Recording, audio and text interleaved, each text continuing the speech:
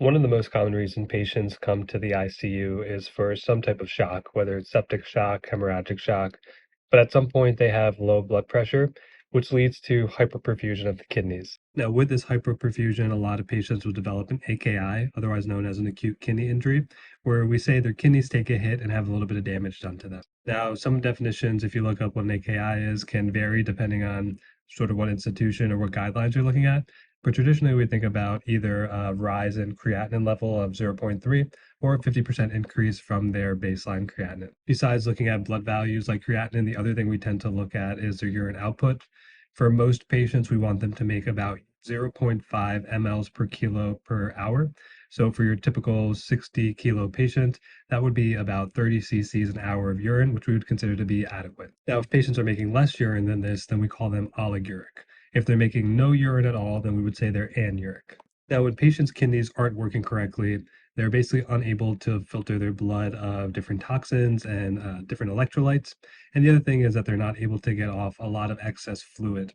And so this can lead to a lot of physiological derangements. For some patients who still have intrinsic renal function and just have a little bit of acute injury and they're still making some urine, we can trial these patients with diuretics such as Lasix and sometimes Bumex to try and push their kidneys to put out more urine. However, there's going to be some patients who have such significant kidney injury that they're unable to respond to diuretics, and that's when we're going to start considering temporary dialysis in the ICU.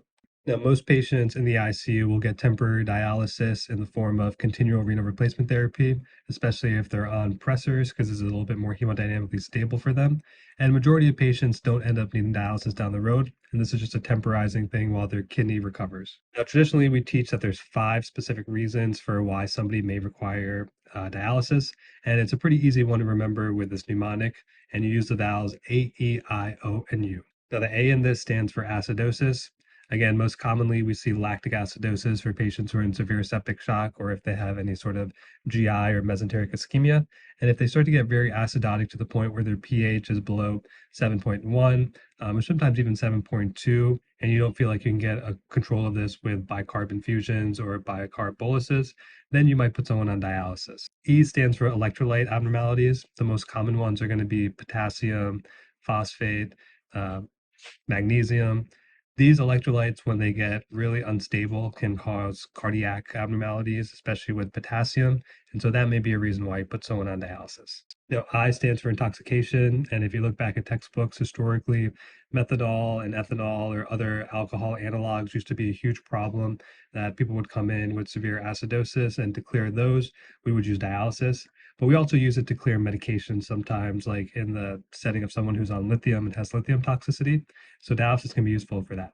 O stands for overload or volume overload. So patients who you did a lot of resuscitation with IV fluids or sometimes even blood products who aren't making urine will start to develop peripheral edema and sometimes even pulmonary edema. And so to remove some of that fluid, dialysis can help with that as well. And the last one, U, is for uremia. Uremia or uric acid is something that builds up in the body if the kidneys aren't able to clear it.